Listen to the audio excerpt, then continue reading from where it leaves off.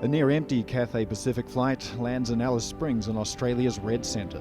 This small remote town is an unusual destination for unusual times. When it may depart again is anyone's guess. Until then, this plane joins 114 other jets from international airlines already parked at Asia Pacific Aircraft Storage. At one point last year, there were 0 planes here. Now APAS is expanding capacity as fast as it can to keep up with demand.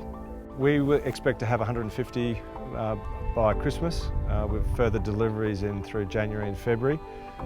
We're in the final stages of planning for our stage 5. That will lift capacity to 250 to 300 aircraft. According to data from aviation analyst Cirium, the number of jets making at least one flight per day in the Asia Pacific is almost back to pre-COVID levels, but that's largely thanks to recovering domestic markets. International routes remain weak, and many planes that once flew them end up here. I think it is quite nostalgic for some of the crew that come off.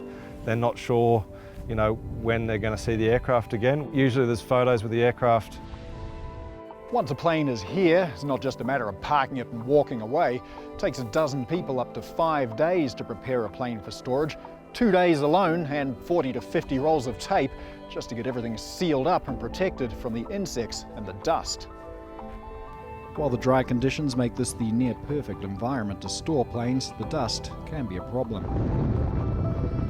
And there are a surprising number of places where tiny invaders can take up residence. Small insects can get inside these critical systems, build nests, and that can block up the ability for that to read correctly.